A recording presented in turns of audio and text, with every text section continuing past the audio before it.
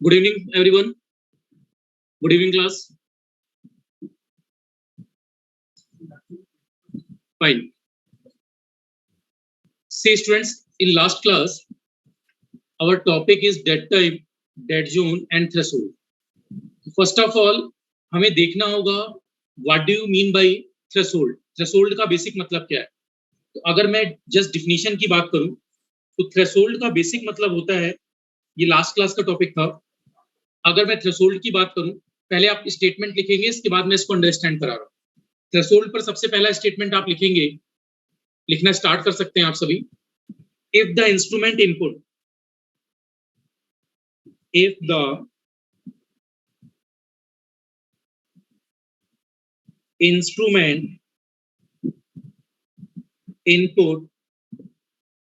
पहले सभी को लिखना है इसको.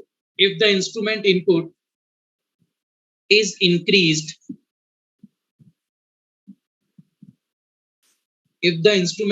is increased, very gradually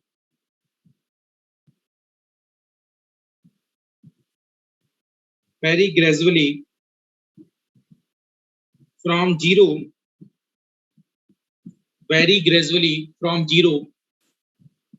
then there will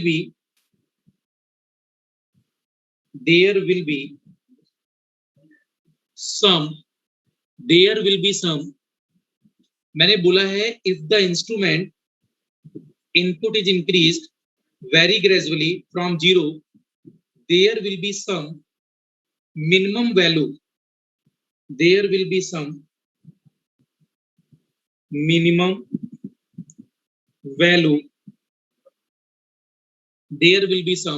minimum value, below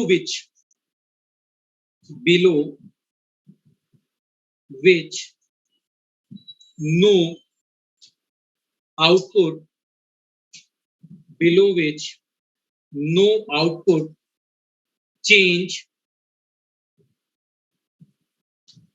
can be detected.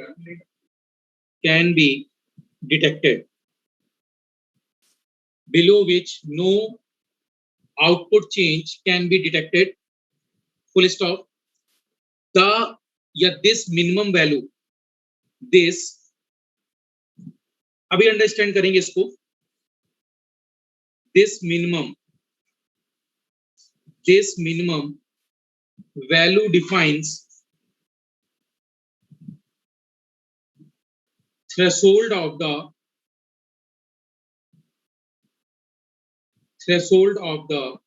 instrument.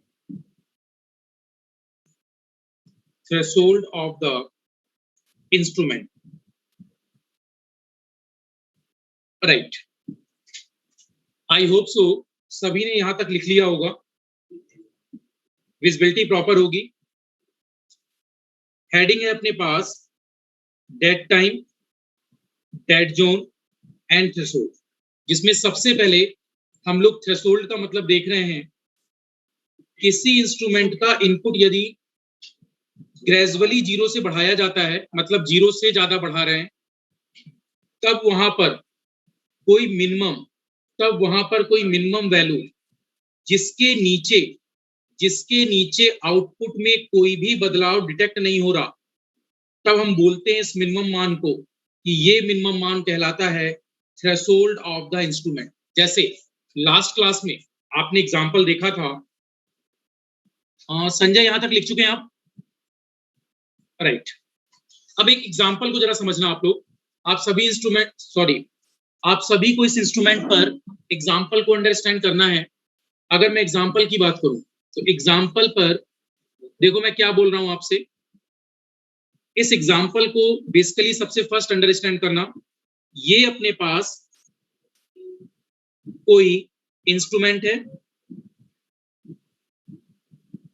और बिल्कुल इत्मीनान से students, take your own time.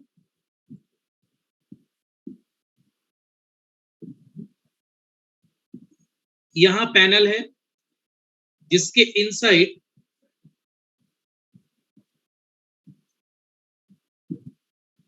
Red और ब्लैक कनेक्शन है, और यहां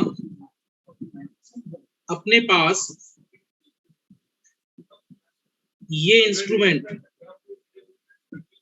पर अपने पास स्केल है। अब जब मैं स्केल की बात कर रहा हूं तो यहां अपने पास स्टार्टिंग वैल्यूज पर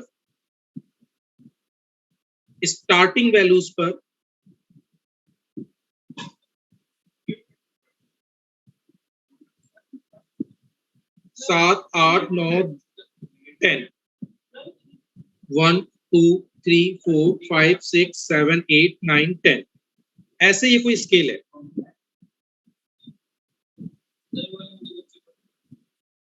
ये टोटल अपने पास कंप्लीट स्केल है।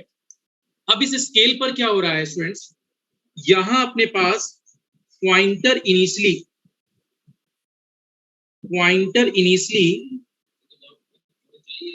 की अगर मैं बात करूं तो पॉइंटर इनिशियली था 0 वैल्यू पर, राइट। अब पॉइंटर को क्या हुआ, जैसे ही आपने देखो यहां इंस्ट्रूमेंट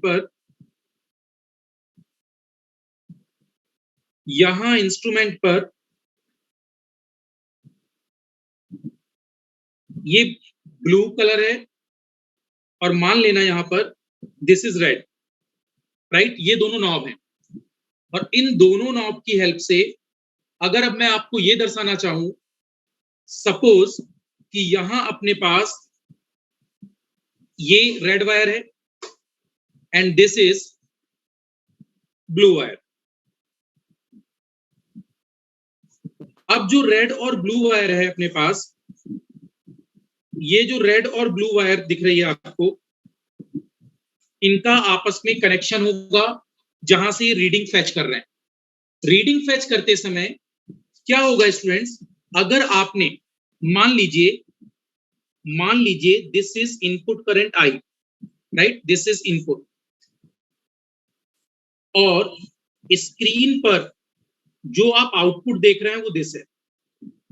इनपुट को आप करंट की वैल्यूज पर दे रहे हैं, आउटपुट भी आप करंट के टर्म्स पर देख रहे हैं, राइट।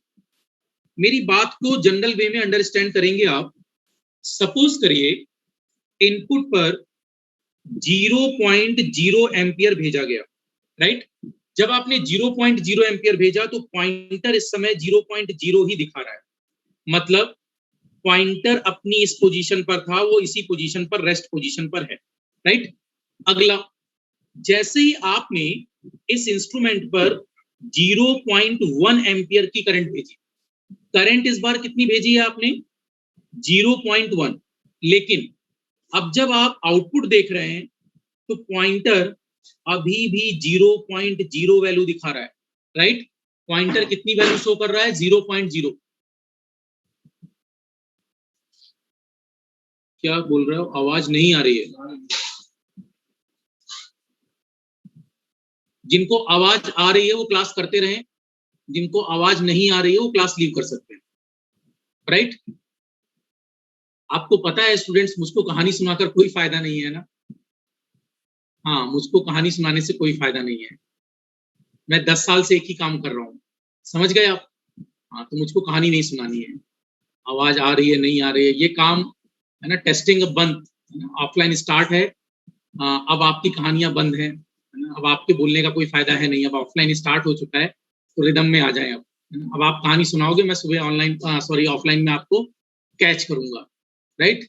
हाँ, तो अब कोई कहानी नहीं सुनानी कि सर आवाज नहीं आ रही, सर वीडियो शो नहीं हो रहा, ये सारी कहानियां बंद कर दो आज से। चलो fine, sorry students. Okay students, actually problem ये है कि इस समय हम लोग कोशिश करें सब्जेक्ट्स जो भी टॉपिक अपने चल रहे हैं उस पर थोड़ा प्रिसाइज होकर पढ़ते चलें, राइट। अननेसेसरी हम लोग टाइम बीच में ना खराब करें, इसलिए मैंने ऐसा बोला था। बाकी अगर बेसिकली अगर कोई प्रॉब्लम आएगी वॉइस की तो देखेंगे, राइट। Okay, thank you. अब देखो, मान लीजिए इस बार आपने 0.2 एम्पियर की करंट भेजी है, लेकिन जब आप आउटपुट देख रहे हैं अभी भी 0.0 है। नेक्स्ट आपने 0.3 एम्पियर भेजा है और अभी भी आउटपुट 0.0 है, लेकिन जैसे ही आपने 0.4 एम्पियर भेजा तो 0.4 पर आपको रीडिंग 0.4 एम्पियर आने लगी।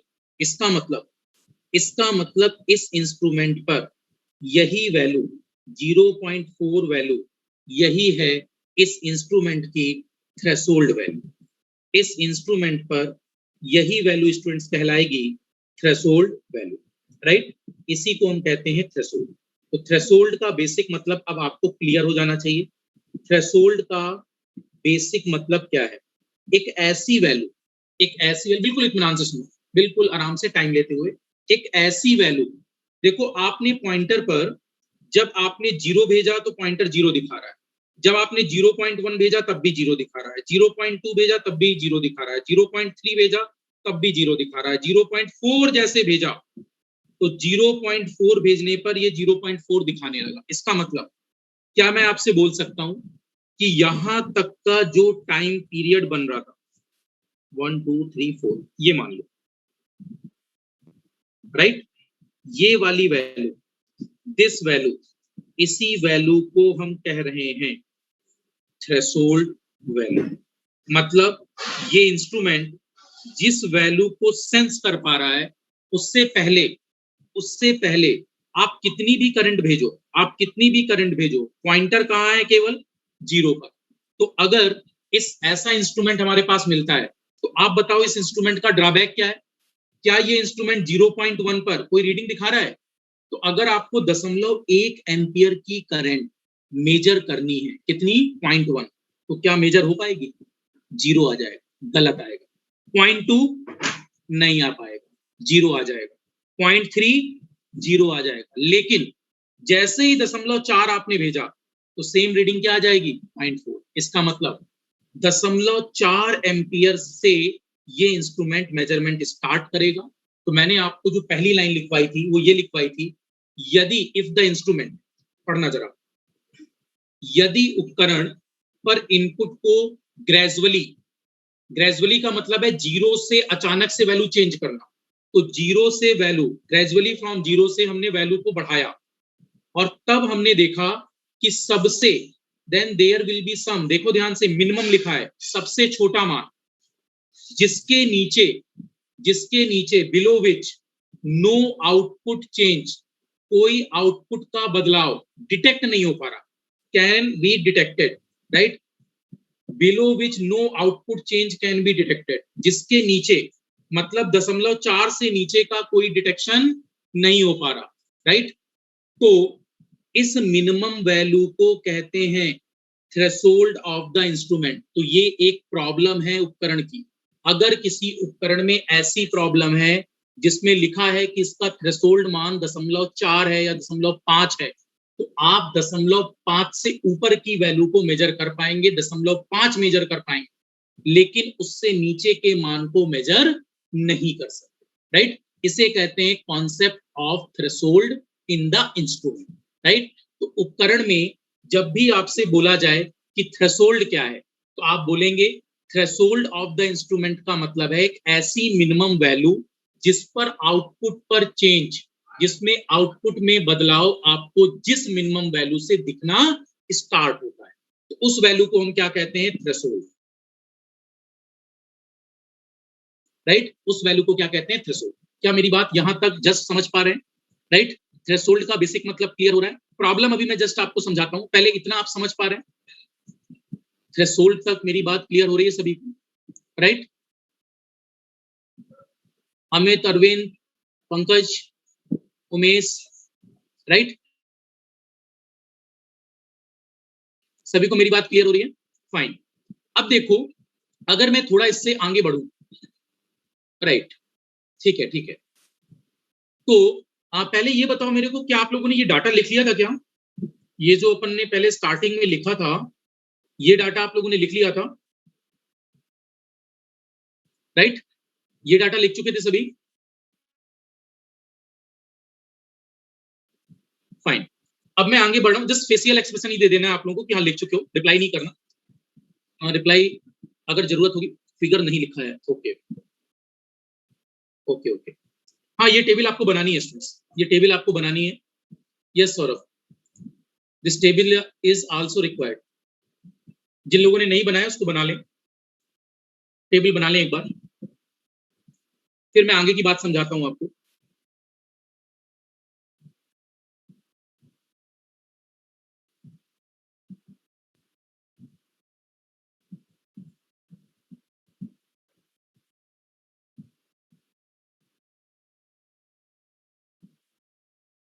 थोड़ा जल्दी करें स्टूडेंट्स, फास्ट।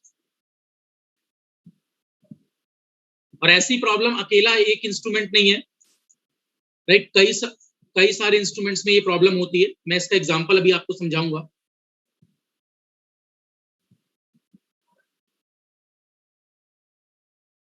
शायद आप लोगों ने बना लिया है। हाँ, एक बात और स्टूडेंट्स, क्लासेस पर जैसे कल से आप लोगों का मैग्नेटिक कपलिंग ऑफलाइन पर प्रॉपर स्टार्ट हो जाएगा, तो कल से मेन न्यूमेरिकल स्टार्ट होंगे मैग्नेटिक कपलिंग पर। कल की क्लास प्रॉपर करना, और मैं एक बार आज का सेशन कल आपको प्रॉपर वे में समझा दूंगा, राइट। थोड़ा सा मैग्नेटिक कपलिंग का स्टार्टिंग थोड़ा सा अलग होता है, लीक से हटकर होता है, तो जो भी टॉपिक्स थोड़ा आप लोगों के लिए टफ हो सकते हैं उनको हम ऑफलाइन में ही कराने की कोशिश करेंगे, राइट। और ऑनलाइन सेशन पर हमारी मैक्सिमम कोशिश रहेगी वो टॉपिक्स जो आप लोग आसानी से समझ सकते हैं उसको ऑनलाइन कराते चले। दूसरा, अगर मान लीजिए क्लासेस में आप लोगों को प्रॉब्लम होती है, राइट, टाइमिंग कल कोशिश करेंगे 12 से पहले आप लोगों को छोड़ दिया जाएगा, राइट, इतना ही टाइम रखेंगे ऑफलाइन पर, 7 से 11, 11:30, 12 तक मैक्सिमम, ठीक है, उसका कोई इशू नहीं है। और इसके बाद ये जो क्लास अगर आपकी कोई छूटती है तो उसको आप लोग रिकॉर्डेड में भी देख सकते हो, राइट। बिल्कुल इसी वालों को पढ़ना है स्टूडेंट्स, मैग्नेटिक कपलिंग। ये आप लोग मत पूछा करो, है ना, कि डिजिटल इस इलेक्ट्रिकल वालों को पढ़ना है नहीं पढ़ना, बिल्कुल पढ़ना है। चलिए, अब देखो, मेरी बात को थोड़ा अंडरस्टैंड करना। मान लो, ध्यान से देखना आप जरा, अगर कुछ ऐसा होता, मैं आपको एक बात समझाने की कोशिश कर रहा हूं, अगर आप समझ पाए, किसी इंस्ट्रूमेंट में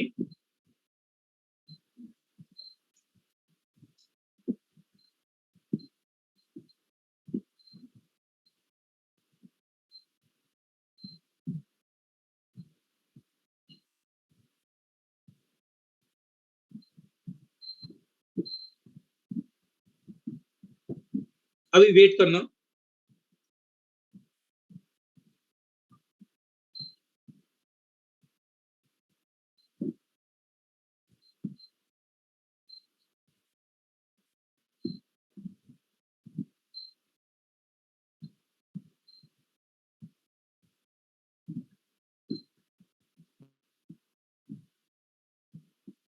राइट। ये अपने पास जो मैं बनाने की कोशिश कर रहा हूं, मैं आपको जस्ट ये बताना चाह रहा हूं कि यहां पर से this is driver gear, slot से अभी जस्ट थोड़ा सा वेट करेंगे।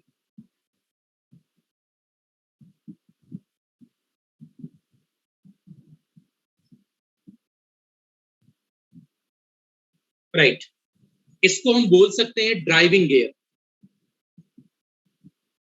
Driving gear, right.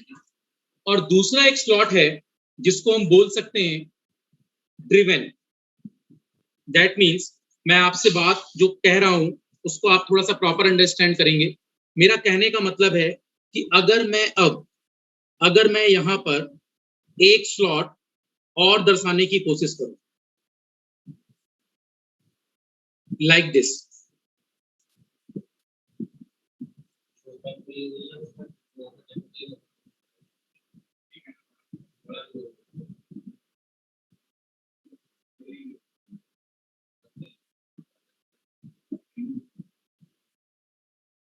थोड़ा सा वेट करेंगे आप, बस। अब आप अंडरस्टैंड कर सकते हैं इसको।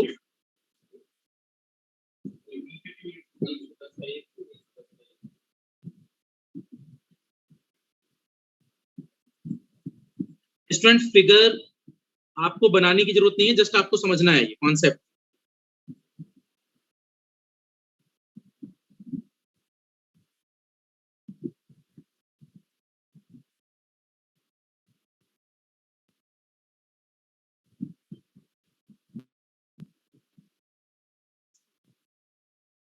ठीक है, बस अब ये कंप्लीट हुआ।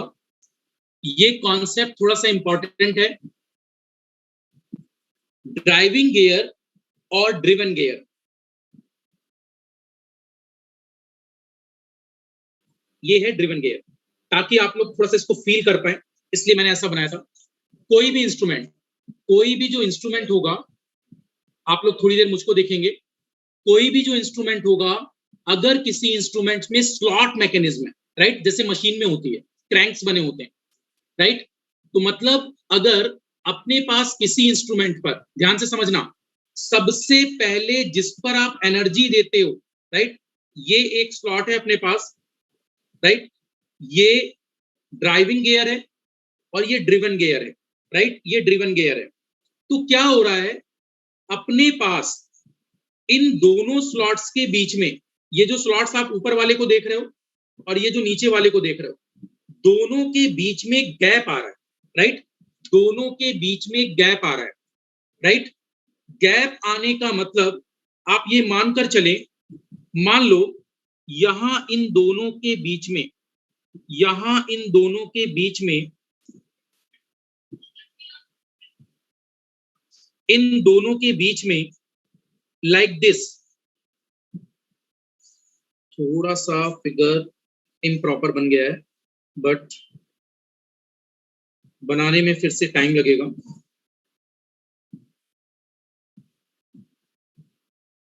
थोड़ा सा स्टूडेंट्स, ये इम्प्रॉपर एक्चुअली में बन गया है।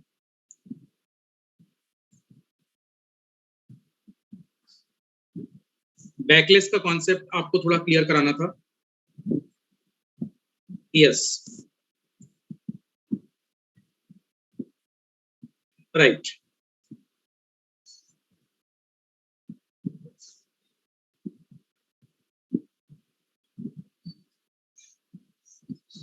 सॉरी, थोड़ा सा आप लोगों को टाइम देना पड़ा।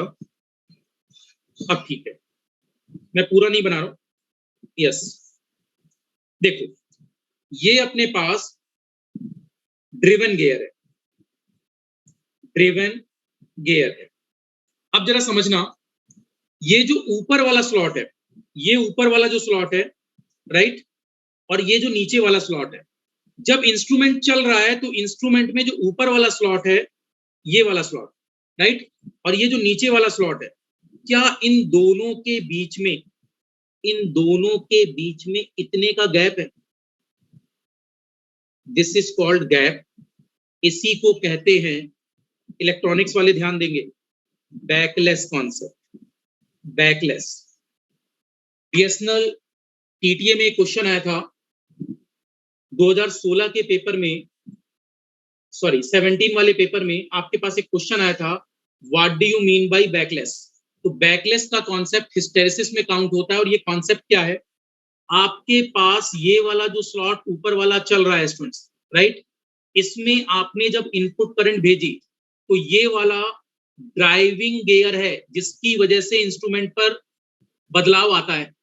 लेकिन जब तक ये इस स्लॉट के बीच में नहीं होगा, ये वाला स्लॉट होना कहां चाहिए, इंस्ट्रूमेंट कब चलेगा, जब ये वाले टीथ, ये वाला दांत कहां होगा, इसके बीच में होगा, राइट, तभी तो मैकेनिज्म सही चलेगी।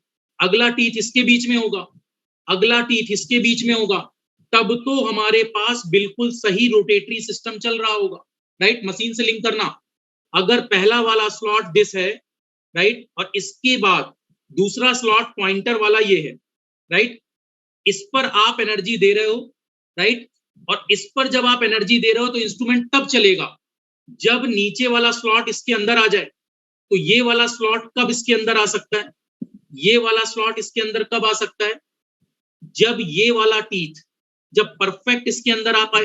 और वो कब आ पाएगा स्टूडेंट्स, इतना गैप है इसमें, राइट, इतना इसमें गैप है, राइट। तो ये जो गैप का कॉन्सेप्ट है हमारे पास, इस गैप को कहते हैं बैकलेस कॉन्सेप्ट, राइट।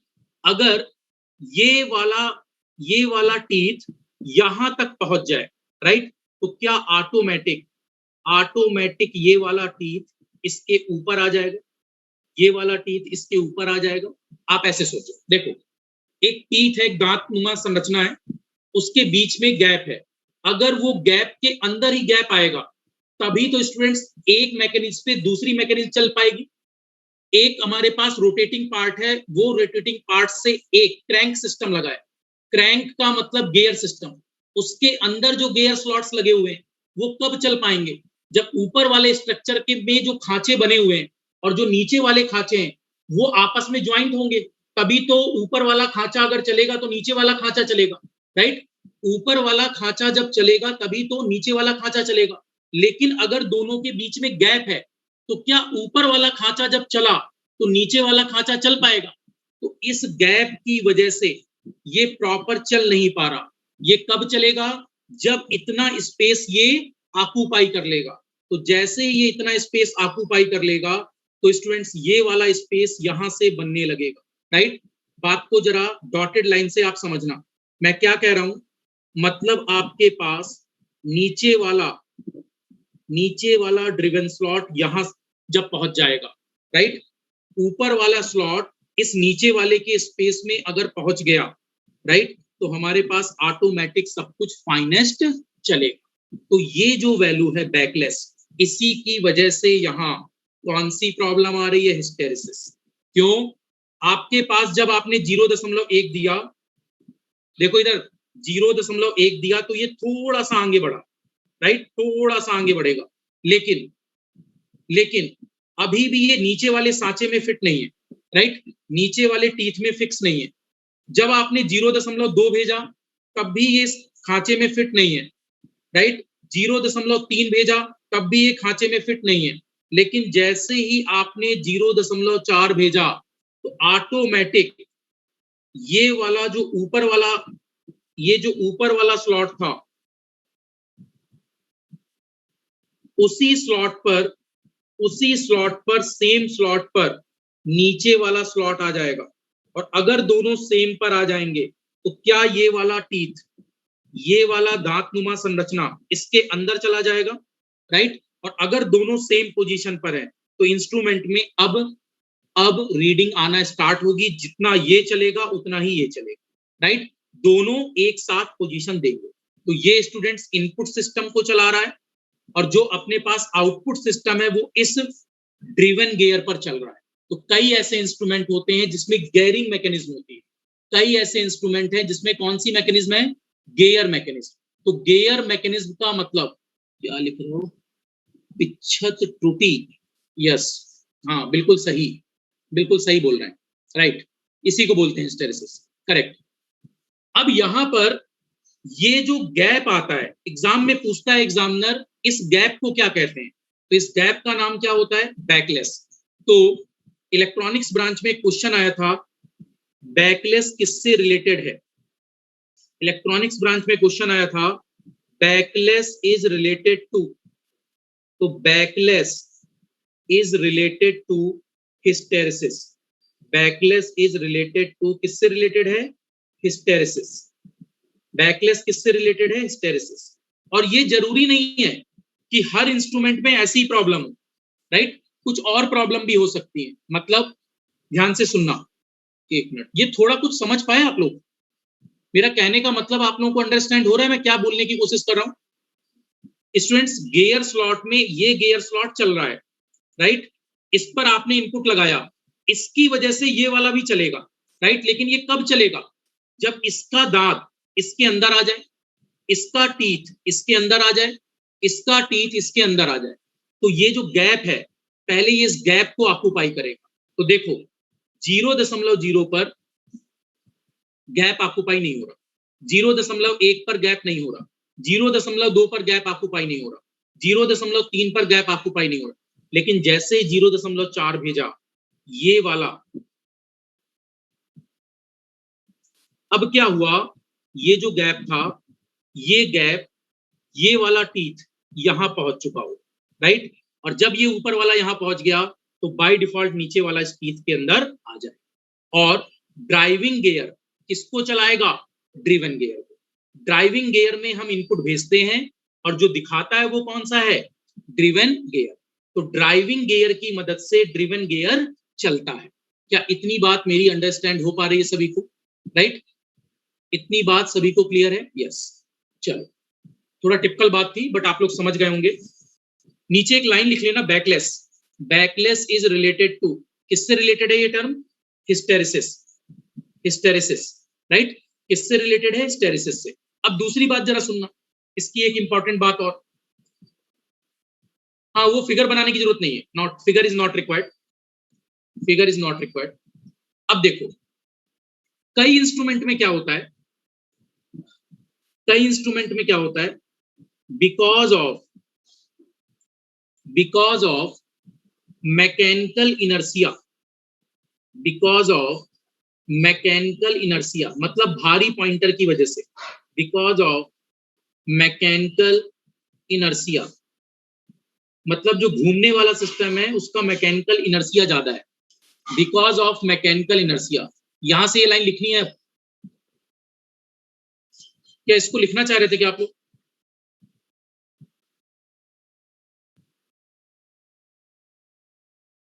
बनाना था सर, ठीक है बना लीजिए अगर बनाना चाहते हैं, बट होप सो इसकी रिक्वायरमेंट है नहीं, अगर आपको लग रहा है तो आप बना सकते हैं, राइट? इतना समझ लीजिए बस, एक लाइन में ऑब्जेक्टिव आएगा।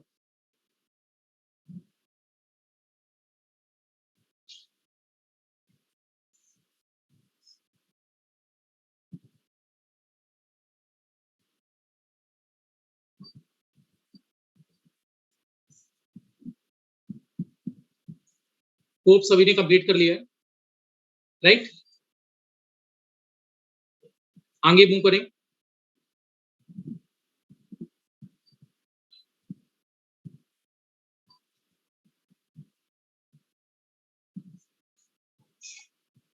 आगे मूव कर सकते हैं, ठीक है। अब इस लाइन को जरा समझना मैं क्या लिखवा रहा हूं, because of mechanical inertia. Mechanical inertia का मतलब आप अपनी भाषा में ऐसा समझो, weight of moving system, weight of moving system. बिल्कुल इत्मीनान से सुनना students, weight of moving system लिखते जाओ, weight of moving system. The pointer takes, the pointer takes some, pointer takes some minimum time, pointer takes some minimum time, pointer को कुछ समय लग रहा है और इसको हम इस समय को क्या बोल रहे हैं? मिनिमम टाइम, कम से कम लगने वाला समय, some minimum time to give the reading, to give the reading, to give the reading. Pointer को पाठ्यांक देने में जो कम से कम अब समय लग रहा है, right, to give the reading, this minimum time is called as, this minimum time is called as, this minimum time is called as dead time of instrument। इसका बेसिक मतलब ये है, देखो शायद पहले आप लोग लिख लो, डेड टाइम ऑफ इंस्ट्रूमेंट,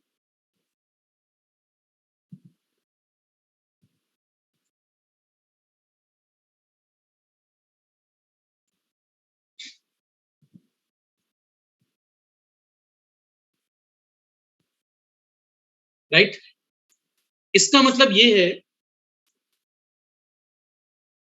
कि अगर आपसे बोला जाए, इस लाइन का जरा मतलब समझना, इस लाइन का आप सभी मतलब अंडरस्टैंड करना। आपसे अगर ये बोला जाए the time required by an instrument, the time required by an instrument, एक उपकरण पर लगने वाला वह कम से कम time, by an instrument, to begin, to begin, to respond, to begin, to respond, RESPOND, to begin to respond to a change in the measurand value, मापे गए मान पर, measurand वैल्यू, मापे गए मान पर जहां बदलाव दिखना स्टार्ट हो जाए, जिस पॉइंट से, राइट। एक बार पहले इसको लिख लो, फिर इसको अंडरस्टैंड कराता हूं। और कोई भी चीज याद मत करना स्टूडेंट्स, कोई भी चीज याद मत करना, बस सिंपल सुनते जाना, राइट। केवल आपको सुनना है मेरी बात, सारे ऑब्जेक्टिव क्वेश्चंस आपसे ऑटोमेटिक होने स्टार्ट हो जाएंगे, केवल मेरी बात को सुनना आप।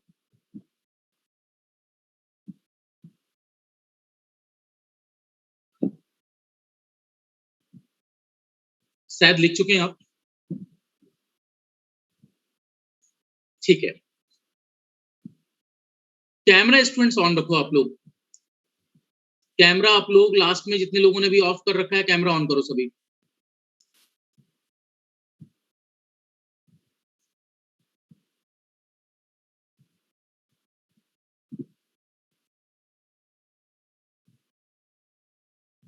ताकि मैं समझ पाऊं आप समझ भी रहे हैं या नहीं।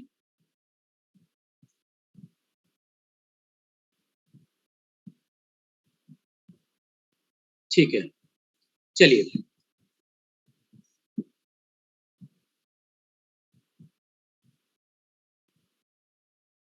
फाइन, सुनो मैं आपको क्या कहने की कोशिश कर रहा हूं।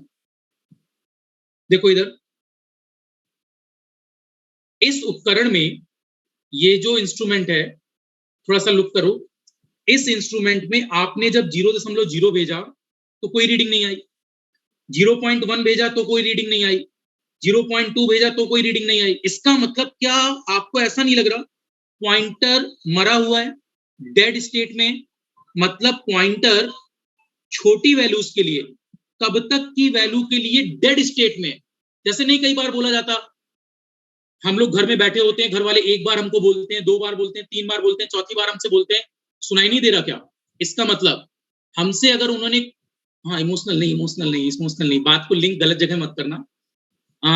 अगर घर वालों ने हमसे केवल जनरल वे में बोला है तो हम सोचते हैं ठीक है उन्होंने बोला ही तो है। किसी ने, मेरे भाई ने मुझसे बोला एक ग्लास ऑफ वाटर देना, तो मैंने सोचा यार वो खुद ही उठा कर ले ले। तो ये हमारी टेंडेंसी होती है, एक बार दो बार, जब वो तीसरी बार इंसिस्ट कर रहा है तब हम उसकी बात पर ध्यान दे रहे हैं। तो दैट मीन्स उससे पहले की वैल्यू पर कोई रीडिंग नहीं है। मतलब ये जो कम से कम समय लग रहा है, ये जो कम से कम समय लग रहा है जिस पर पॉइंटर रीडिंग दिखाएगा, इतने में जो कम से कम समय लग रहा है, उस कम से कम समय को कहते हैं, उस कम से कम समय को कहते हैं डेड टाइम। क्या कहते हैं? Dead time. डेड का मतलब ये सोता हुआ, स्लीपिंग टाइम। इस समय ऐसा लग रहा है कि पॉइंटर सो रहा है, और किसी निर्जीव वस्तु के सोने का मतलब हम डेड स्टेट बोलते हैं, राइट। तो इसी को हमने बोला है this is nothing but dead time. मेरी बात ध्यान से सुनना स्टूडेंट्स, कई बार स्टूडेंट कंफ्यूज रहते हैं कि थ्रेशोल्ड ही डेड टाइम है। नहीं, थ्रेशोल्ड का मतलब क्या था? थ्रेशोल्ड का मतलब था मिनिमम वैल्यू जिससे रीडिंग आना स्टार्ट होगी, राइट। थ्रेशोल्ड का मतलब था मिनिमम वैल्यू जिससे रीडिंग आना स्टार्ट होगी। जब तक उतनी मेजरेंट वैल्यू नहीं भेजोगे तब तक पॉइंटर में कोई मूवमेंट नहीं आएगी। उसको क्या कहते हैं हम लोग? थ्रेशोल्ड। उसको क्या कहते हैं? थ्रेशोल्ड। और जब आपसे बोला जाए डेड टाइम, मतलब इंस्ट्रूमेंट के पॉइंटर को कम से कम कितना समय लगा जिससे ये अपनी पहली डिटेक्टेबल वैल्यू दिखाने लगे, जो आउटपुट पर डिटेक्ट होकर आने लगे, उस टाइम को कहते हैं, कम से कम लगा हुआ समय, डेड टाइम। तो मैंने लिखवाया है आपको, अब मेरी परिभाषा को आप ध्यान से देखना। मैंने बोला यदि मैकेनिकल इनर्शिया, किसी पॉइंटर का भार इतना ज्यादा है कि आपने उसमें थोड़ी करंट भेजी तो वो हिला ही नहीं, राइट। उसका भार इतना ज्यादा है, उसका वेट इतना ज्यादा है कि उसमें छोटी करंट पर उसमें मूवमेंट ही नहीं आई, और थोड़ी करंट बढ़ाई तब भी मूवमेंट नहीं आई, थोड़ी और करंट बढ़ाई तब इसमें मूवमेंट आना स्टार्ट हो। और आप खुद सोचो, अगर मैं स्टूडेंट्स चल नहीं रहा और मुझ पर धक्का लगाया जाए तो फोर्स ज्यादा लगाना पड़ेगा, लेकिन जब मैं एक बार चलने लगा तो क्या मुझ पर फोर्स अब उतना ही लगाना पड़ेगा? नहीं। अब मैं जब चल रहा हूं तो मुझ पर कम फोर्स भी लगाओगे तब भी मैं और तेजी से चल पाऊं, राइट। तो इसका मतलब है किसी भी वेट सिस्टम पर पहले से जो फ्रिक्शन लग रहा है वो ज्यादा है, और जब ये चलने लगा तब इस पर लगने वाला फ्रिक्शन कम है। तो ऐसी कम से कम मान जिस पर ये डिटेक्टेबल रीडिंग देने लगे उस टाइम को कहते हैं डेड टाइम, उस टाइम को कहते हैं डेड टाइम, राइट। और इसी को मैंने बोला एग्जाम में इस लैंग्वेज में क्वेश्चन बनता है, वहां इस तरह से पूछा जाता है, नोटिस करना आप, वहां इस तरह से बोला जाता है द टाइम, हाँ देखो देखो, द टाइम रिक्वायर्ड, इतना टाइम जो उपकरण को लगता है रिस्पॉन्ड करने में, रिस्पॉन्ड का मतलब जहां से पाठ्यांक आना स्टार्ट होता है, टू अ चेंज, बदलाव के लिए, किस पर, मापन वैल्यू जो भेज रहे हो उस मापित मान का डिटेक्शन, बदलाव दिखने में जो कम से कम लगने वाला समय है, that time required by instrument, क्या कहलाता है, this time is called as dead time, this time is called as dead time, right. इस समय पॉइंटर स्लीपिंग जोन में है, जितनी कम से कम समय इसको लगेगा उस वैल्यू तक पहुंचने में, किस वैल्यू तक, थ्रेशोल्ड वैल्यू तक पहुंचने में, उतने टाइम को कहते हैं हम लोग डेड टाइम। क्या मेरी बात सभी को क्लियर हो रही है, राइट। अब डेड टाइम के बाद, डेड टाइम के बाद नेक्स्ट अगर मैं बात करूं डेड जोन की, तो देखो डेड जोन का क्या मतलब है, एक बार शायद आप लोगों ने यहां तक लिख लिया है स्टूडेंट्स, राइट, ब्रिजेस कंप्लीट है, राइट, ओके। मुझे लगता है आगे मुझे डेड जोन के बारे में एक्सप्लेनेशन देना चाहिए, राइट। अगर मैं डेड जोन की बात करूं तो डेड जोन का मतलब क्या है, एक मिनट, हाँ ठीक है। अगर मैं डेड जोन की बात करूं तो देखो डेड जोन का मतलब क्या है, डेड जोन को स्पेशली कैसे डिफाइन करते हैं। अब देखो यहां मिनिमम की जगह लार्जेस्ट वैल्यू लिखी होती है तो हम लोग कंफ्यूज हो जाते हैं, क्या होती है डेड जोन की definition, the largest change of the largest, अगर मैं बात करूं डेड जोन की तो डेड जोन पर हमारे पास डाटा होता है द लार्जेस्ट चेंज, लिखना स्टार्ट करें आप, the largest change of input quantity, largest change of input quantity, सबसे ज्यादा किया गया बदलाव, largest change of input quantity, for which there is, for which there is no, there is no output of the instrument, there is no output of the instrument, no output of the instrument, it's called as dead zone, it's called as dead zone। इसका मतलब जरा इत्मीनान से समझना, और ये exam में आता ही आता है, मस्ट क्वेश्चन है कि what do you mean by dead zone, शायद आपने लिख लिया है, यस। डेड जोन का बेसिक मतलब है, हम डिफिनीशन की बात कर रहे हैं, डेड जोन का बेसिक मतलब है सबसे ज्यादा इनपुट का बदलाव, ध्यान से सुनना, सबसे ज्यादा इनपुट का बदलाव जब आउटपुट में जब तक कोई बदलाव उपकरण में नहीं होता उस पूरे जोन को कहते हैं डेड जोन। मतलब देखो इधर, देखो इधर, फिर से इस फिगर में आओ, मतलब अब तीनों में डिफरेंशिएशन समझना, थ्रेशोल्ड का मतलब था, थ्रेशोल्ड का मतलब था वो मान जिससे आउटपुट आना स्टार्ट होता है, राइट, इससे नीचे पर आउटपुट का डिटेक्शन नहीं होता। डेड टाइम का मतलब क्या था, कम से कम पॉइंटर को, कम से कम पॉइंटर को यहां तक पहुंचने में, पहली डिटेक्टेबल वैल्यू तक पहुंचने में, कम से कम पॉइंटर को पहली डिटेक्टेबल वैल्यू पहुंचने में जितना कम से कम समय लगता है उसे कहते हैं डेड टाइम। और डेड जोन का मतलब है कि आप ज्यादा से ज्यादा कितना इनपुट अप्लाई करें कि उसके बाद आउटपुट पर डिटेक्शन आने लगे, आउटपुट पर वैल्यू आने लगे।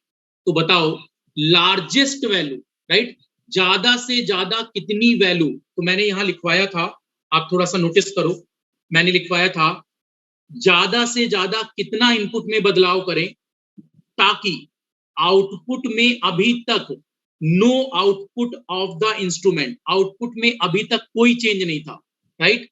उस जोन को कहते हैं, उस पीरियड को कहते हैं डेड जोन। मतलब आप अगर इस इंस्ट्रूमेंट पर बात करें तो देखो स्टूडेंट्स, 0.0 से 0.4 से पहले तक का ये दिस वन, ये पूरा किस जोन की बात हो रही है?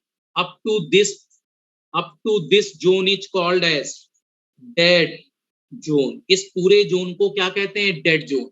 मतलब हम इनपुट में देखो ज्यादा से ज्यादा कितना बदलाव कर दें, 0.0 का बदलाव, 0.1 का बदलाव, 0.2 का बदलाव, 0.3 का बदलाव कर दें, तब भी हमारे पास आउटपुट पर कोई वैल्यू नहीं आ रही।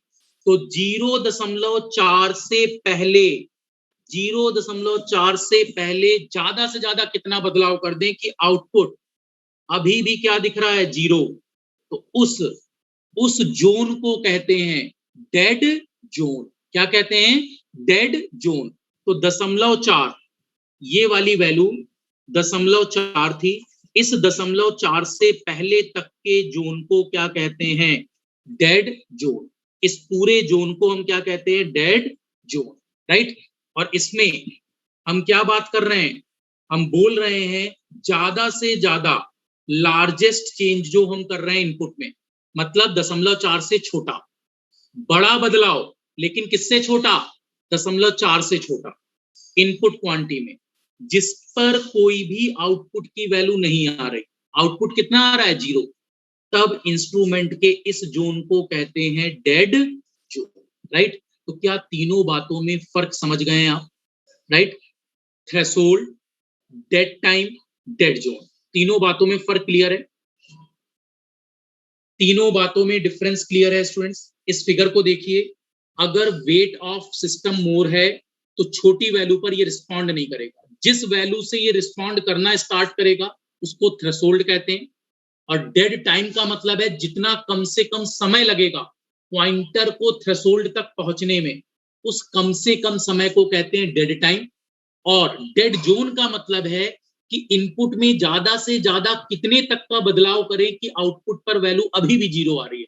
तो 0.4 है थ्रेशोल्ड, उससे पहले तक कोई भी बदलाव करें वो सब पूरा डेड जोन है, राइट? मतलब सुस्त जोन, मतलब एक ऐसा जोन जिस पर आइडल स्टेट है। आइडियल नहीं बोला, आइडल मतलब सुस्त, लेजी मतलब डेड, ऐसा जोन क्या कहलाता है? Dead zone. क्या तीनों बातें सभी को क्लियर हो रही हैं? Should I continue? देखो थोड़ा तो टाइम देना पड़ेगा स्टूडेंट्स, इनकी डिफिनीशंस में थोड़ा टाइम देना पड़ेगा। कॉलेज लाइफ में पढ़ा नहीं है, राइट? आपने इन बातों को कम अंडरस्टैंड किया है, तो अब आपको थोड़ा सा तीनों में टाइम देना पड़ेगा। किसकी किसकी बात की मैंने? डेड टाइम, फिर मैंने बात की डेड जोन, फिर मैंने बात की थ्रेशोल्ड। हालांकि सबसे पहले मैंने आपको थ्रेशोल्ड समझाया, फिर मैंने डेड टाइम समझाया, फिर आपको डेड जोन समझाया। और तीनों मैंने एक साथ क्यों समझाए? क्योंकि तीनों आपस में इंटरलिंक है, तीनों आपस में इंटरलिंक है। ऑब्जेक्टिव में एक क्वेश्चन और बनता है बैकलेस, कहीं बताया होगा, राइट? ये बैकलेस का कॉन्सेप्ट बताने की जरूरत नहीं थी, बट इलेक्ट्रॉनिक्स एंड कम्युनिकेशन में बीएसएनएल टीटीए पर 2 से 3 बार ये क्वेश्चन बन चुका है कि बैकलेस किससे रिलेटेड है। गूगल में ट्रांसलेशन करते रह जाएंगे स्टूडेंट्स, कुछ पता नहीं चलेगा पूछा क्या है, अगर थ्रेशोल्ड नहीं पढ़ा है, राइट? इसलिए बैकलेस के बारे में इंफॉर्मेशन होनी चाहिए। क्लियर? मुझे लगता है अगली हेडिंग पर हम लोग मूव कर सकते हैं। क्या ये इलेक्ट्रिकल वालों के लिए इंपॉर्टेंट नहीं है? मतलब ये बोल देना कि इलेक्ट्रॉनिक्स में क्वेश्चन आया था तो इसका मतलब इलेक्ट्रिकल में इंपॉर्टेंट नहीं है, राइट? कुछ भी अपनी तरफ से आप लोग समझते हो। डेड जोन और डेड टाइम अलग अलग है स्टूडेंट्स, दोनों अलग अलग हैं। डेड टाइम का मतलब है कितना कम से कम समय लगेगा वहां तक पहुंचने में, थ्रेशोल्ड तक। और डेड जोन का मतलब है कितना ज्यादा से ज्यादा बदलाव करें कि आउटपुट पर अभी भी वैल्यू 0 है। उस जोन, उस पीरियड को कहते हैं डेड जोन, राइट? तो इंस्ट्रूमेंट का यहां तक का स्पैन, यहां तक का स्पैन कहलाता है डेड जोन। यहां तक का स्पैन कहलाता है डेड जोन, और यहां तक पहुंचने में पॉइंटर को जितना कम से कम समय लगेगा उसको कहते हैं डेड टाइम। राइट, क्लियर है सबको? यहां तक पहुंचने में पॉइंटर को कितना कम से कम समय लगा, that is called dead time. Right, this is time. और डेड जोन का मतलब इससे पहले तक आउटपुट जब तक जीरो आएगा, जितनी भी करंट मैं बढ़ाऊं, 0.4 से पहले तक मैं जितनी भी करंट बढ़ाऊं, रीडिंग क्या आने वाली है, 0 0 0 0। राइट, तो इस पूरे जोन को क्या कहते हैं, डेड जोन। तो डेड जोन मैंने यहां लिखा है। राइट, क्लियर है सबको? आगे बढ़ना चाहिए अब इसमें, अननेसेसरी टाइम। हाँ ठीक है। डेड जोन को टाइम के रिस्पेक्ट में नहीं बताते स्टूडेंट्स, नहीं, डेड जोन टाइम के रिस्पेक्ट में डिफाइन नहीं है, टाइम के रिस्पेक्ट में डेड टाइम है।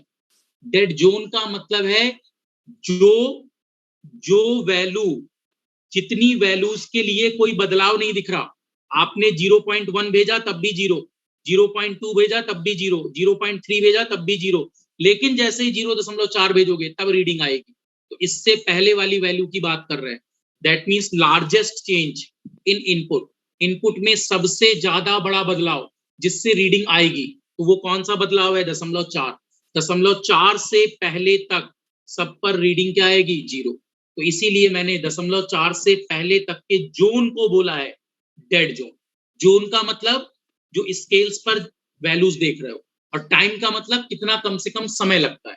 राइट, चलो ओके, नेक्स्ट।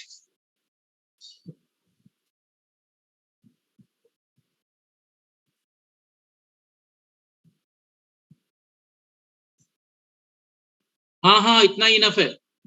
यस अनुज, एसएससी जेई के मेंस के एग्जाम में पूछा गया था ये क्वेश्चन, करेक्ट। एसएससी जेई के मेंस के एग्जाम में इलेक्ट्रिकल ब्रांच में ये क्वेश्चन पूछा गया था, dead zone and dead time.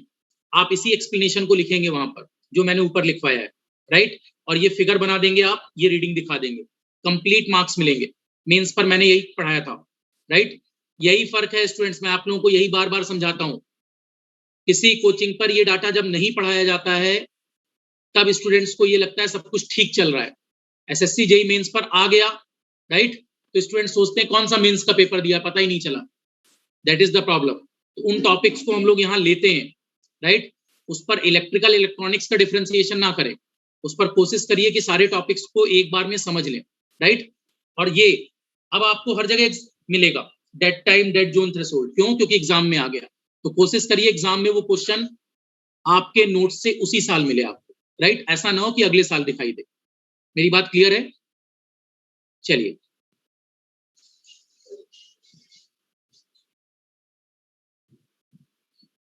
और इतनी थ्योरी इनफ है जितना मैंने लिखवाया है, जितना मैंने आपको लिखवाया है इतनी थ्योरी इनफ है। दिस एंड इसके अलावा ऊपर वाला वर्जन।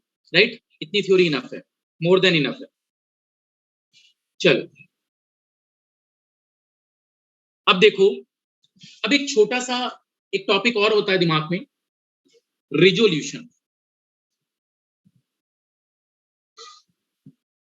हेडिंग डालेंगे रिजोल्यूशन, विभेदन क्षमता की बात कर रहे हैं। रिजोल्यूशन, रिजोल्यूशन दैट इज विभेदन क्षमता। डिस्क्रिमिनेशन, रिजोल्यूशन को ही कहते हैं विभेदन क्षमता। Discrimination,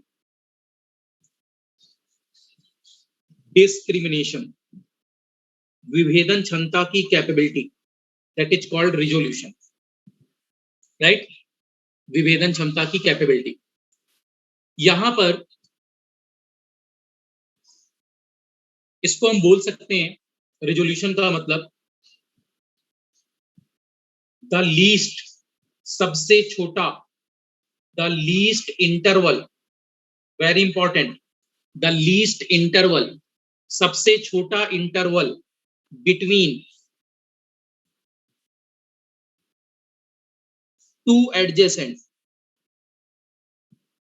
between two adjacent, the least interval between two adjacent discrete details, discrete details, अब इसको थोड़ा और आसान लैंग्वेज में लिखवा दूंगा, discrete details which can be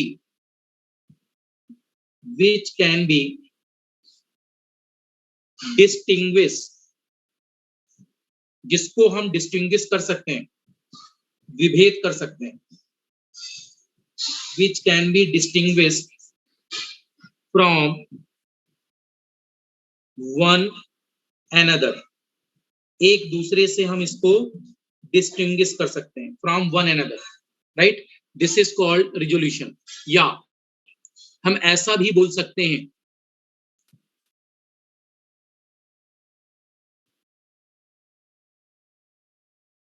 हाँ लिखवा रहे है ना ऋतु, जब नॉलेज कम हो है ना तो इतना जल्दी रिस्पॉन्ड करने की जरूरत नहीं है, राइट? लास्ट ईयर के नोट्स से इस साल के नोट्स पर डाटा है ना मिलाने की कोशिश मत करो, दोनों ही नोट्स सेम है, दोनों ही बातें सेम है, वो डिफिनेशन अभी लिखवा रहा हूँ, राइट? हाँ लिखवा रहा हूँ, आप लोग कॉपी लेकर बैठते हो पता है, हाँ आप लोग ये भूल जाते हो कि ये लैंग्वेज जो आप बोल रहे हो, कहाँ से बोल रहे हो, क्या बोल रहे हो, सब पता रहता है मेरे को, सब याद रहता है कि क्या लास्ट में बोला था।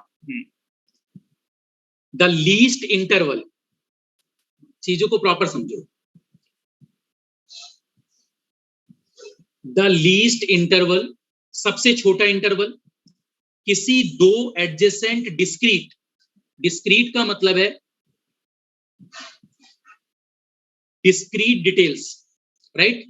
डिस्क्रीट डिटेल्स का मतलब है जो सबसे छोटे छोटे डिस्क्रीट पॉइंट्स बन रहे हैं, अलग अलग पॉइंट बन रहे हैं, उनका विच कैन बी डिस्टिंग्विश, उस छोटी सी छोटी वैल्यू को डिस्टिंग्विश कर रहे हैं एक दूसरे से, राइट? उसे कहते हैं रिजोल्यूशन। इसको जैसा भी बोला था आपने, इसको हम लोग आसान लैंग्वेज में ऐसा लिखते हैं, इसको आसान लैंग्वेज में ऐसा लिखते हैं, थोड़ा सा ये लैंग्वेज टफ हो जाती है हमारे लिए, तो इसको आसान लैंग्वेज में ऐसा बोलते हैं, द स्मॉलेस्ट, द स्मॉलेस्ट, हाँ द स्मॉलेस्ट सबसे छोटा, the smallest increment, the smallest increment, the smallest increment, the smallest increment or change, the smallest increment or change, the smallest increment or change in the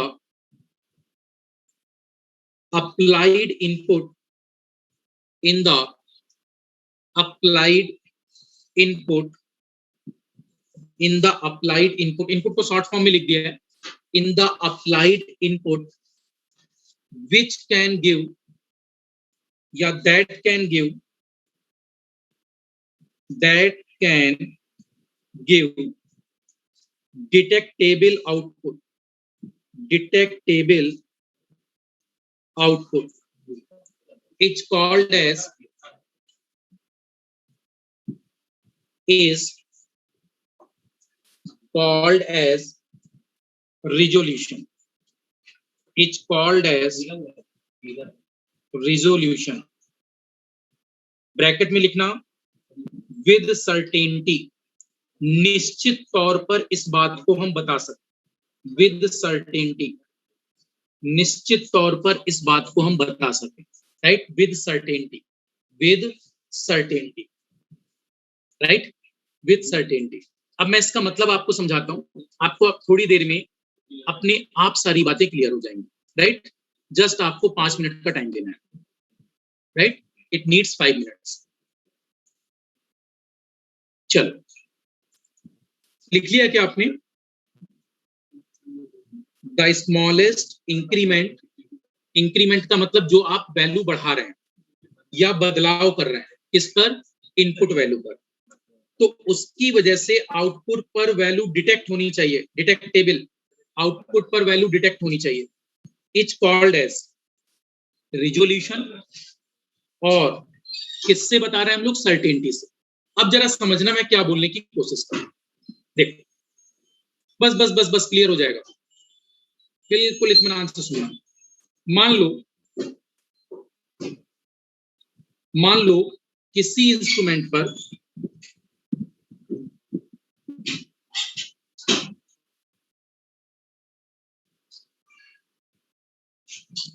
ऐसी scale है, right, ऐसी scale बन रही है, everywhere ऐसी scale आ रही है,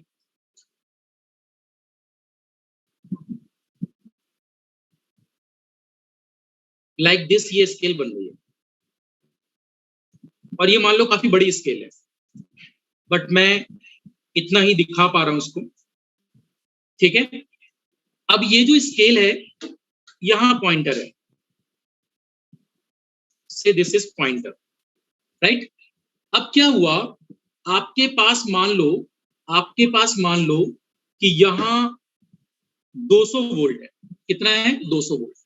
और टोटल जो डिवीजन है, ये जो स्टूडेंट्स आप छोटे छोटे डिवीजन देख रहे हो, ये मान लो आप समझने के लिए मान लो कि यहां पर ऐसे 100 डिवीजन है। कितने डिवीजन है? 100 डिवीजन। तो रिजोल्यूशन का मतलब है, बहुत ध्यान से सुनना, न्यूमेरिकल्स में रिजोल्यूशन का मतलब है वोल्ट मीटर एफएसडी। जैसे यहाँ वोल्ट मीटर पर जो बात कर रहे हैं अभी, तो वोल्ट मीटर पर एफएसडी कितनी है? फुल स्केल वैल्यू, और divided by number of divisions. कितने डिवीजन्स? तो बताइए मुझे, इसकी देखकर बताइए कि फुल स्केल वैल्यू है कितनी। क्या इसकी फुल स्केल वैल्यू मैंने 200 वोल्ट मान रखी, राइट। तो इस पर value I 200 volt divided by total divisions मैंने कितने मान रखे। हालांकि ये डिवीजन्स यहां कम दिख रहे हैं, राइट, टोटल डिवीजन्स कम दिख रहे हैं, लेकिन मैंने समझाने के लिए कितने मान रखे हैं? 100 डिवीजन। इसका मतलब अगर यहां पर 100 डिवीजन है, तो आप मुझे बताओ, डिवीजन से अगर भाग दे दो 100 डिवीजन, आप सभी स्टूडेंट्स बोर्ड पर देखना, तो मुझे बताइए इसका रिजोल्यूशन कितना आएगा गणती रूप। क्या मैं कह सकता हूं इसका रिजोल्यूशन आ रहा है 2 वोल्ट, ये वोल्ट है, राइट। 200 से 100 कट हो गया, तो 2 वोल्ट पर डिवीजन, 2 वोल्ट पर डिवीजन। इसका मतलब आपके पास हर एक छोटा डिवीजन बिल्कुल कूल होकर, हर एक छोटा डिवीजन कितने वोल्ट को दर्शा रहा है? 2 वोल्ट। हर एक छोटा डिवीजन कितने वोल्ट को दर्शा रहा है? 2 वोल्ट को। हर एक छोटा डिवीजन कितने वोल्ट को दर्शा रहा है? 2 वोल्ट। मतलब सुनना,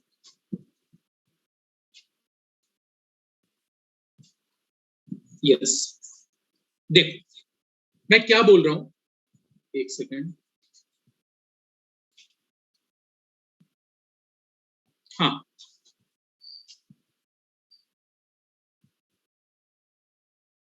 सॉरी, मैं आपसे क्या बोल रहा हूं, ये जो एक छोटा छोटा डिवीजन है ना स्टूडेंट्स, यहां जितने आपको ये छोटे छोटे डिवीजन दिख रहे हैं, राइट, हर डिवीजन कितने का है? हर डिवीजन है 2 वोल्ट का। तो बताओ, अगर पॉइंटर यहां की जगह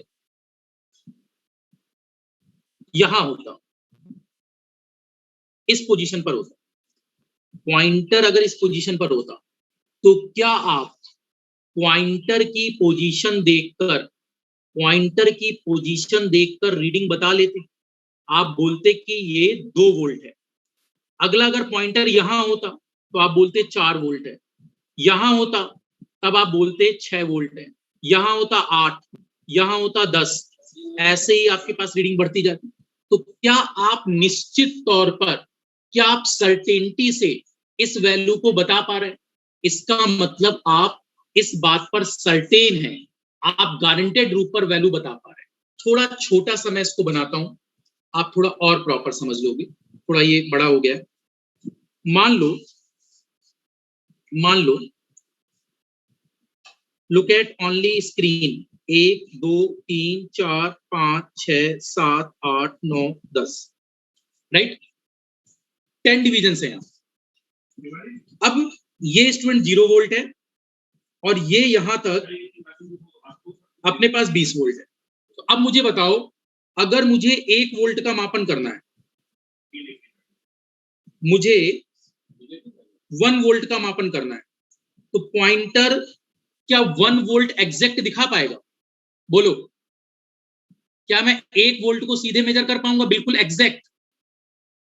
जल्दी बोला करो स्टूडेंट्स, क्या मैं 1 वोल्ट को बता पाऊंगा? नहीं। लेकिन अगर मुझसे बोला जाए कि 2 वोल्ट का मापन कर रहा हूं, कितना? 2 वोल्ट, तो बताइए क्या ये पॉइंटर 2 वोल्ट के लिए एग्जैक्ट वैल्यू दिखा सकता है? तो मैं निश्चित किस पर हूं, 2 वोल्ट पर या 1 वोल्ट पर या 0.5 पर? मैं सर्टेनिटी से बता सकता हूं कि पॉइंटर अगर इस लोकेशन पर है तो 2 वोल्ट की रीडिंग, और अगर पॉइंटर इस लोकेशन पर है तो 4 वोल्ट की रीडिंग, पॉइंटर अगली लोकेशन पर है तो 6 वोल्ट, अगली लोकेशन पर है तो 8 वोल्ट। लेकिन अगर पॉइंटर इनके कहीं बीच में, देखो इधर, अगर पॉइंटर कुछ इस पोजीशन पर होता,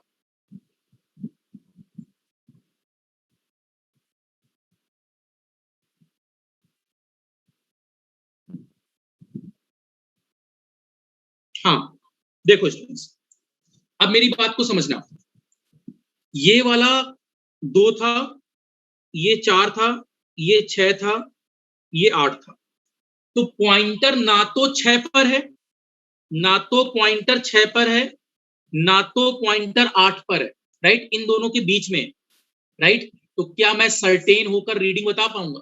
नहीं बता पाऊंगा। रीडिंग कहां बता पाऊंगा? या तो 6 पर या तो 8 पर। अब अगर 6 और 8 के बीच में है तो मैं बोलूंगा कि इन दोनों के मध्य में अगर है तो 7 हो सकता है, थोड़ा 6 के पास है तो 6 और 7 के बीच में हो सकता है, थोड़ा 8 के पास है तो 7 और 8 के बीच में हो सकता है। लेकिन निश्चित तौर पर जानकारी सबसे किस छोटे मान तक की दे सकता हूं?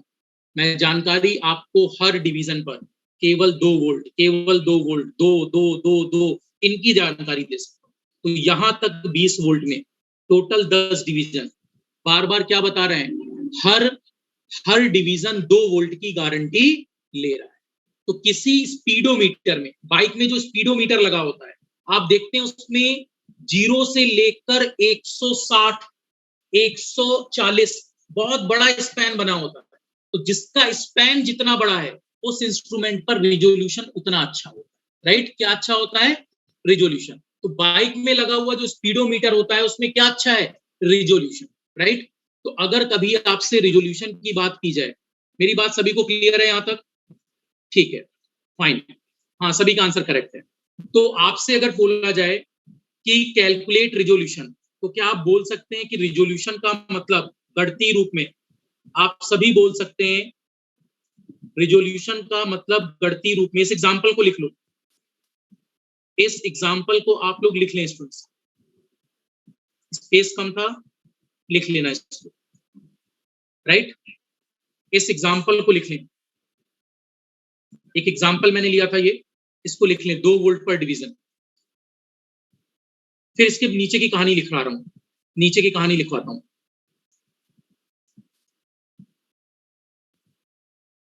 एग्जाम में आता ही आता है रिजोल्यूशन पर न्यूमेरिकल भी, अभी कराऊंगा न्यूमेरिकल, और कहां गलती होती है वो भी समझेंगे आप।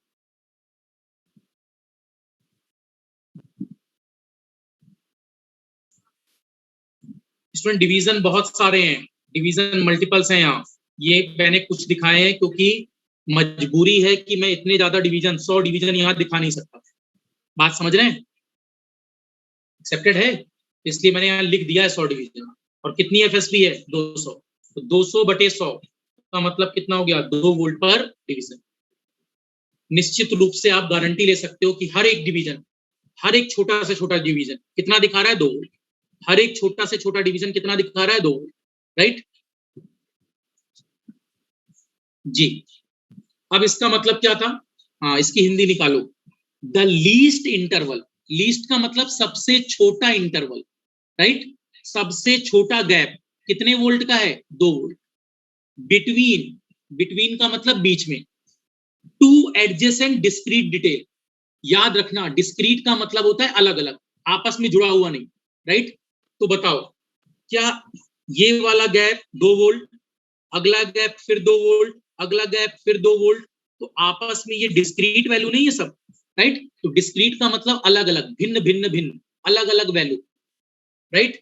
तुम बोल रहे हैं सबसे छोटा इंटरवल किसी दो एडजेसेंट डिस्क्रीट डिटेल्स के बीच में, अलग अलग दो डिस्क्रीट डिटेल्स के बीच में जो हमारे पास छोटा इंटरवल बन रहा है, वो छोटा इंटरवल क्या डिफाइन कर रहा है? Resolution, which can be distinguish. Distinguish का मतलब होता है विभेद कर पाना। हम बता पा रहे हैं, विभेद कर पा रहे हैं, विभेदन क्षमता हम बता पा रहे हैं। डिस्क्रिमिनेशन का मतलब होता है विभेदन क्षमता, और अपनी लैंग्वेज में हम इसको क्या बोलते हैं? डिस्टिंग्विश करना, भेद कर पाना, राइट। भेद करने का मतलब हम बता पा रहे हैं, अगर जैसे यहां थोड़ा मैंने दूर दूर बनाया, आपको दिखेगा कि यहाँ 2 वोल्ट, अगले में 4 वोल्ट, अगले में 6, 8, 10 ऐसे वैल्यू बढ़ रही है। इसका मतलब इनके बीच में हम डिस्क्रिमिनेट कर पा रहे हैं, राइट, कि 2 वोल्ट का डिफरेंस है। हम बार बार जैसे ये कोई वैल्यू है, ये 2 वोल्ट, फिर ये 2 वोल्ट, फिर ये 2 वोल्ट, फिर ये 2 वोल्ट, फिर ये 2 वोल्ट, फिर ये 2 वोल्ट, फिर ये 2 वोल्ट, फिर ये 2 वोल्ट। तो इसका मतलब हम विभेदन क्षमता देख पा रहे हैं कि यहां से यहां तक की वैल्यू, एक गैप, इतना इंटरवल कितना बताएगा? 2 वोल्ट। अगला इतना इंटरवल फिर क्या बताएगा? 2 वोल्ट। अगला इतना इंटरवल क्या बताएगा? 2 वोल्ट। अगला इतना इंटरवल क्या बताएगा? 2 वोल्ट। हर जगह क्या विभेदन क्षमता हमारे पास आ चुकी है इन दो डिस्क्रीट इंटरवल्स के बीच, इन दो डिस्क्रीट के बीच, इन दो डिस्क्रीट के बीच, हर जगह दो दो के बीच में हमारे पास विभेदन क्षमता आ चुकी है। That is called discrimination power, right. इतनी बात समझ पा रहे हैं? चलो, तो मैंने बोला सबसे छोटा इंटरवल, राइट। सबसे छोटे छोटे इंटरवल कितने हैं? द लीस्ट इंटरवल, बहुत सारे, लेकिन किसी दो एडजेसेंट डिस्क्रीट लेवल्स पर जो छोटा इंटरवल है, जिसको हम बता पा रहे हैं दूसरे से विभेद करके, वो कहलाता है इस इंस्ट्रूमेंट का रिजोल्यूशन, राइट। तो एक परिभाषा तो ये हो, ये परिभाषा अगर टफ लगती है तो दूसरी परिभाषा, बहुत छोटा बदलाव, स्मॉलेस्ट इंक्रीमेंट या चेंज, बदलाव, जिसको अप्लाई करने पर इनपुट पर अप्लाई करने पर आउटपुट जो आ रहा है उसको डिटेक्ट कर, उस बदलाव को हम देख पा रहे हैं, राइट। इतना छोटा बदलाव जो हम देख पाए आउटपुट पर, किससे? निश्चितता के साथ, गारंटी के साथ हम बोल पाए कि छोटा सा बदलाव 2 वोल्ट का है, और थोड़ा छोटा सा बदलाव 2 वोल्ट का है, और छोटा सा बदलाव 2 वोल्ट का है। तो सर्टेनिटी से अगर हम इसको बता पाए तो इसी को क्या कहते हैं? रिजोल्यूशन, विभेदन क्षमता की पावर, राइट। हम कितना विभेद कर पा रहे हैं, जैसे जैसे ऊपर दिए गए एग्जाम्पल से, इसको मैं हटा देता हूं, ये जस्ट मैंने अंडरस्टैंडिंग के लिए बताया था, इसको भी मैं हटा देता हूं।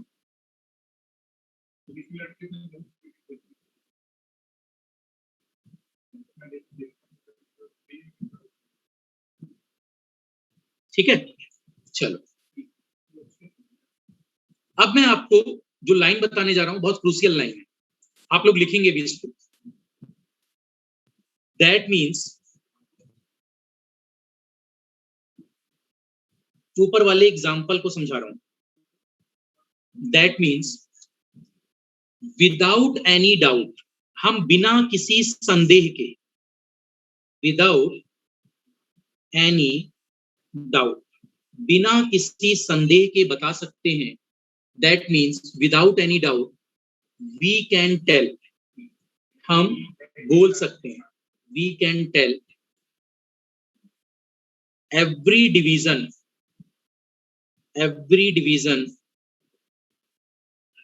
हैविंग 2 वोल्ट वैल्यू, 2 वोल्ट का मान हर डिवीजन रखता है बिना किसी संदेह के, राइट। ये मैं डिटेक्शन कर सकता हूं, या ऐसा बोलूं प्रत्येक डिवीजन, प्रत्येक मतलब ईच डिवीजन, ईच डिवीजन लिखते चलो आप लोग, each division represents, each division represents how much voltage. हाँ, तो ऊपर वाले एग्जांपल में कितना वोल्ट है, हर डिवीजन कितना दिखा रहा है, 2 वोल्ट, हर डिवीजन कितना दिखा रहा है, 2 वोल्ट, राइट। अब मान लो मैं आपसे पूछूं किसी इंस्ट्रूमेंट में नंबर ऑफ डिवीजन्स बढ़ेंगे, क्या बढ़ेगा, नंबर ऑफ डिवीजन्स, तो उसका रिजोल्यूशन अच्छा होगा। जिस इंस्ट्रूमेंट पर जितने नंबर ऑफ डिवीजन्स बढ़ेंगे, मैं बोल रहा हूं दिमाग नहीं है तो नहीं लगाना स्टूडेंट्स, गढ़ती रूप से इस बात को नहीं समझना। देखो ये भी लिख ही लो, वैसे लिखवाने वाली बात नहीं थी, समझो। As the number of, as the number of divisions मतलब जितने पार्ट्स हैं, भाग है, number of divisions on scale increase कर रहे हैं, इंक्रीजेस, रिजोल्यूशन इंक्रीजेस, क्या बढ़ जाता है अपने पास, रिजोल्यूशन इंक्रीज कर जाता है, रिजोल्यूशन इंक्रीजेस, राइट। ब्रैकेट में लिख लेना फिजिकली सीन, ये हम फिजिकली देखते हैं, फिजिकली सीन, फिजिकली सीन, जितना रिजोल्यूशन, सॉरी, जितना आपके पास ज्यादा डिविजन्स होंगे उतना रिजोल्यूशन बढ़ेगा, right. High resolution is preferred,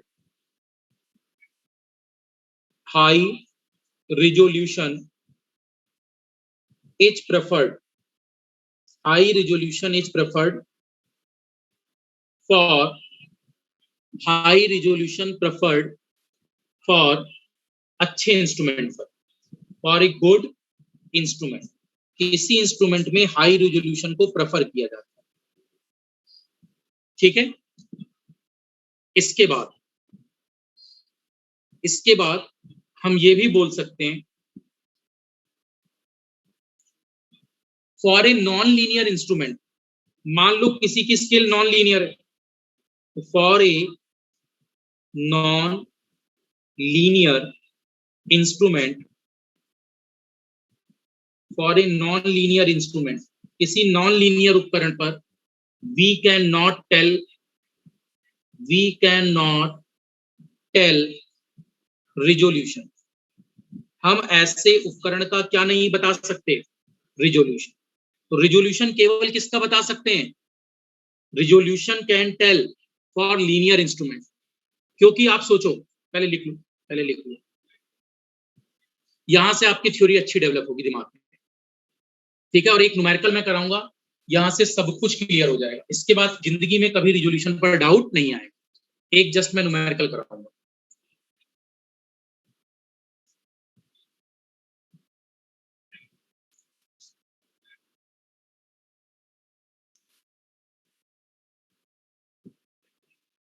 और थोड़ा जब तक स्टूडेंट्स थोड़ा सा शेड्यूल ज्यादा है, आप लोग अपनी फूड हैबिट्स अच्छी रखें, है ना। अगर क्लास चल भी रही है, बीच में अगर आप लोगों को टाइम मिलता है तो आप लोग अपने फूड हैबिट्स ठीक रखें, राइट। बीच में कुछ ना कुछ लेते रहें, ऐसा नहीं सोचना है सर स्क्रीन में हम खाते हुए दिख रहे हैं, राइट, उसका कोई इशू नहीं है ना। पड़ोसी के बारे में नहीं सोचना है, राइट। आपको जो भी फूड इनटेक लेना है यू कैन टेक, ऐसा ना हो जैसे मेरे पास 2-4 स्टूडेंट्स का मैसेज आया, बोले सर आज क्लास के बाद हम गिर गए, बेहोश हो गए। तो बेहोश नहीं होना है, क्लास करने के बाद इतनी सस्टेनेबिलिटी बनाकर रखनी है बॉडी में कि आप सर्वाइव कर पाए, राइट। और जितनी क्लास कर पा रहे हैं उतनी क्लास करनी है, मेरी बात क्लियर है। बाकी आराम से बाद में देख लेना, कोई इशू नहीं है, जितनी क्लास आप प्रॉपर कर पा रहे हैं उतनी क्लास करिए, ठीक है। आप लोग इतने डल स्टेट में दिख रहे हो, कहीं ऐसा ना हो अभी बीच में सो जाओ। चलो ठीक है फाइन। चलिए सॉरी। अब मैंने बोला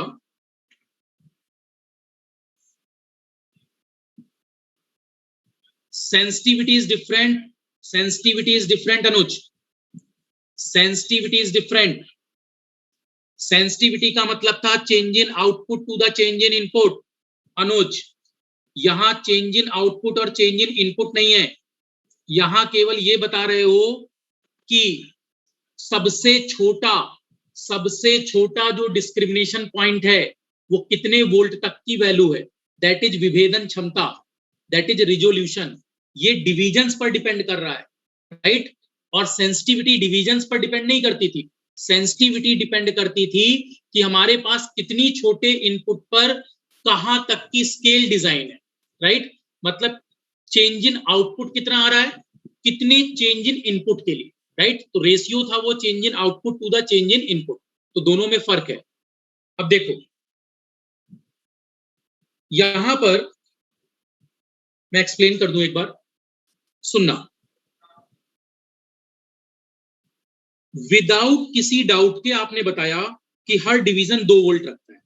फिर मैंने बोला प्रत्येक डिवीजन क्या बता रहा है, कितना वोल्टेज है, क्योंकि अभी मैं वोल्टमीटर स्केल पर बात कर रहा हूं। फिर नंबर ऑफ डिविजन्स, स्केल पर अगर बढ़ाओगे तो क्या बढ़ जाएगा, रिजोल्यूशन। ऐसा मत सोचना, देखो देखो देखो कई स्टूडेंट्स क्या सोचते हैं, जो भी आर्यभट्ट अपनी क्लास में गलती से बैठे हुए हैं उनसे बात कर रहा हूँ। हाँ, जिनके पास दिमाग जरूरत से ज्यादा लगाने की कोशिश होती है, हमेशा लगा नहीं पाते वो बात अलग है, बट पहला ट्राई आप लोग करते हो। देखो कई स्टूडेंट्स ऐसा थिंक करते हैं, अभी नहीं करोगे, क्लास की बात करोगे तो पहले ही बता देता हूँ। सर हमने रात को सोचा अगर इस फॉर्मूले में नंबर ऑफ डिविजन्स डिनोमिनेटर बढ़ा तो रिजोल्यूशन घट जाए। देखो नंबर ऑफ डिविजन्स बढ़ गए तो रिजोल्यूशन घट जाएगा। तो कभी भी इसको फार्मूले से नहीं चेक करते, हम बात कर रहे हैं कितनी सर्टेनिटी से वैल्यू बता पा रहे हो, कितना निश्चित होकर आप बता पा रहे हो, राइट। इसका मतलब ध्यान से सुनो, जैसे यहां सुनना, मैंने इसीलिए यहां पर एक लाइन लिखवाई थी, अगर आपने नोटिस किया हो मैंने यहां एक लाइन लिखवाई थी। पहले ये लाइन तो हो चुकी, ये भी हो चुकी। हाँ, नंबर ऑफ डिविजन्स अगर बढ़ रहे हैं तो रिजोल्यूशन इंक्रीज कर रहा है। फिजिकली सी, हाँ ये फिजिकली देख रहे हैं, नॉट बाय फार्मूला, फार्मूले से नहीं देख रहे हैं। कैसे देख रहे हैं, फिजिकली। अब देखो कैसे क्या कहने का मतलब था, जैसे मान लो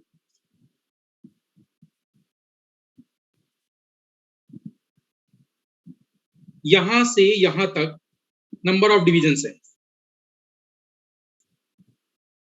ठीक, और ये 200 वोल्ट है, और इस पर टोटल डिविजन्स, स्टूडेंट्स इस पर अगर मैं डिविजन्स की बात करूं तो डिविजन्स अपने पास 50 है। कितने हैं, 50। अगर डिवीजन 50 है तो 50 डिवीजन के साथ रिजोल्यूशन कितना है, अब रिजोल्यूशन आएगा 200 वोल्ट डिवाइडेड बाई 50 डिवीजन, तो न्यूमेरिकली तो आएगा 4 वोल्ट पर डिवीजन। लेकिन अगर इसी पर मैं आपसे बोलूं कौन सा इंस्ट्रूमेंट ज्यादा अच्छा रिजोल्यूशन दे रहा है, तो बताओ। अगर नीचे इसी इंस्ट्रूमेंट पर, मतलब कोई दूसरा इंस्ट्रूमेंट जिस पर 200 वोल्ट की स्केल है और डिवीजन्स है 100, डिवीजन्स कितने हैं 100, तो अब आप क्या रिजोल्यूशन ज्यादा अच्छा नहीं बता पा रहे। अब क्या होगा रिजोल्यूशन का मतलब 200 वोल्ट बटे में कितने डिवीजन, 100 डिवीजन, अब कितना आएगा 2 वोल्ट पर डिवीजन। अब ज्यादा क्लेरिफाई करके आप बता पा रहे हो कि एक डिवीजन पर 2 वोल्ट, पिछले बार एक डिवीजन पर 4 वोल्ट। और जरा देखना, अगर आपने और रिजोल्यूशन बढ़ा दिया, मतलब 200 वोल्ट की स्केल पर 200 डिवीजन कर दिए, तो और छोटा डिटेक्शन कर पाओगे। मतलब रिजोल्यूशन का मतलब लिखना नहीं बस सुनो, 200 वोल्ट अपॉन 200 डिवीजन, तो हर डिवीजन 1 वोल्ट पर डिवीजन का है। मतलब इतने ज्यादा डिवीजन हो गए कि अब आप और ज्यादा एक्यूरेसी से डाटा बता पाओगे। तो इसका मतलब जितने डिवीजन बढ़ाओगे उतना निश्चित होकर और छोटा मान आप बता पाओगे। नहीं तो पहले वाले में हर एक डिवीजन क्या दिखा रहा है, 4 वोल्ट। इसमें नीचे वाले में हर एक डिवीजन क्या दर्शा रहा है, 2 वोल्ट। इसमें हर एक डिवीजन क्या दर्शा रहा है, 1 वोल्ट। तो सबसे छोटा डिटेक्शन किसमें कर पा रहे हो, सबसे लास्ट। क्या मेरी बात एग्री कर रहे हो, राइट? तो जितने आप डिवीजन्स बढ़ाओगे उतना ही रिजोल्यूशन अच्छा होगा। हाँ, गणितीय रूप में ऐसा लग रहा है छोटी आ रही है वैल्यू, लेकिन जितना रिजोल्यूशन पर मैथमेटिकल मान छोटा है उतना ही और अच्छा है रिजोल्यूशन, उतना ही रिजोल्यूशन क्या है, अच्छा है, राइट? मुझे लगता है मेरी बात यहां तक आप अंडरस्टैंड कर रहे होंगे। अब यहां पर अगर मैं बात करूं कि एक न्यूमेरिकल से आपको ये डाटाबेस क्लियर कराऊं, ये समझ गए क्या सब? रिजोल्यूशन का बेसिक मतलब सबको क्लियर है क्या, राइट? सुजीत यहां तक क्लियर है आपको? फाइन। नवीन मेरी बात क्लियर है?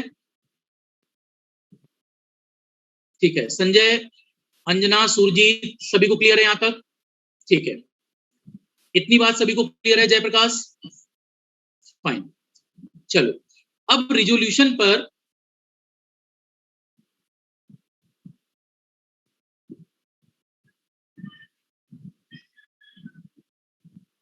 यदि कोई स्केल, याद रखना स्केल सेंटीमीटर पर नहीं दिखाई जाती कमलेश कुमार, स्केल को हम लोग एमएम डिवीजन्स और सेंटीमीटर डिवीजन्स पर नहीं दिखाते, राइट? हम लोग जो डाटा दिखाते हैं वो दिखाते हैं on the basis of division. CRO पर जहां ग्राफिकल फॉर्म होती है वहां हम लोग सेंटीमीटर और एमएम की बात करते हैं। कमलेश, हाई रिजोल्यूशन का मतलब क्या है? विशाल, हाई रिजोल्यूशन का मतलब है जितनी छोटी से छोटी वैल्यू। नहीं, समझने के लिए नहीं कहेंगे, आप पहले इस बात को खुद दिमाग में लाओ। जहां बात हो रही है डेल्टा थीटा अपॉन डेल्टा आई की, वहां पर हम लोग क्या वैल्यू लिखना पसंद करेंगे, डिवीजन्स या सेंटीमीटर और एमएम? एक्सेप्टेड? वो आप बोल रहे हो वो दैट इज ट्रू, ठीक है। विशाल, हाई रिजोल्यूशन का मतलब है जितनी मैथमेटिकल वैल्यू लो आई, ठीक है, इसको हाई रिजोल्यूशन कहते हैं। मतलब जितने डिवीजन पर जितना जो वोल्टेज का मान है, जितने ज्यादा डिवीजन होंगे उतना हाई रिजोल्यूशन है, इसी को हाई रिजोल्यूशन बोलते हैं। एक्सेप्टेड? फार्मूले से नहीं देखते, न्यूमेरिकल वैल्यू से। इसको किससे देखते हैं कि जितने डिवीजन ज्यादा होंगे उतनी ज्यादा सर्टेनिटी से आप आंसर बता पाओगे। इसका एक एग्जांपल लिखो, लिखो जरा एक एग्जांपल। इसरो का क्वेश्चन था ये, लिखें सभी लोग। इसरो पर ये क्वेश्चन बना था,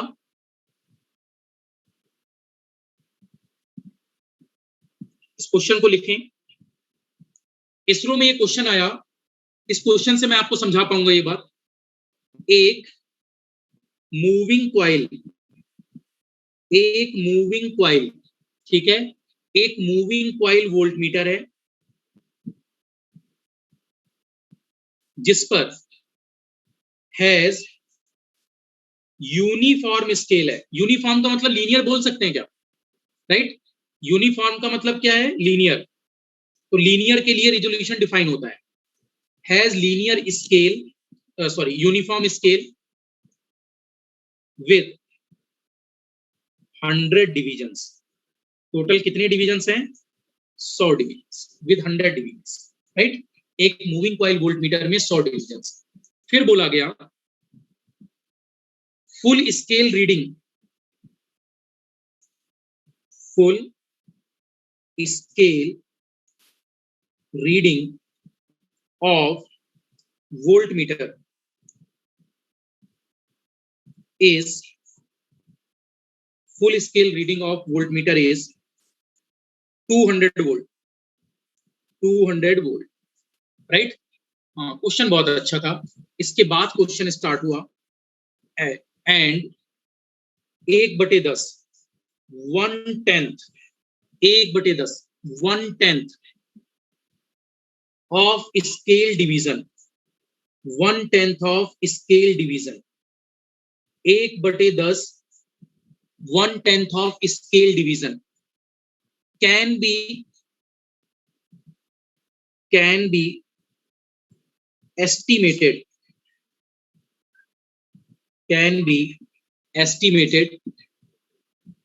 with a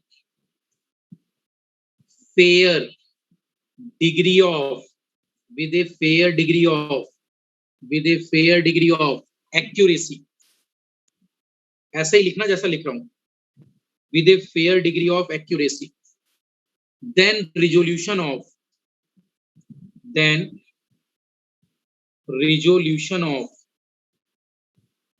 instrument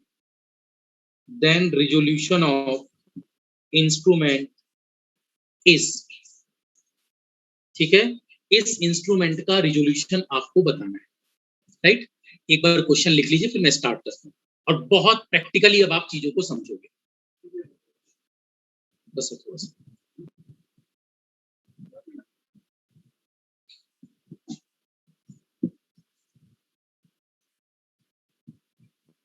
हो गया कंप्लीट।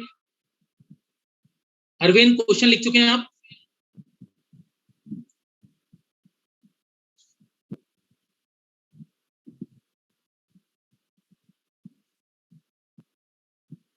स्टार्ट करें। हाँ, जरा इस बेसिक फार्मूले से बताओ इसका रिजोल्यूशन कितना है। बेसिक फार्मूले से इसका रिजोल्यूशन कितना आ रहा है?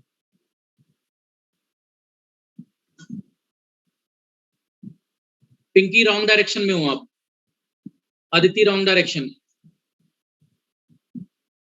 हाँ, बाकी का ठीक है आंसर, करेक्ट। देखो, ठीक है।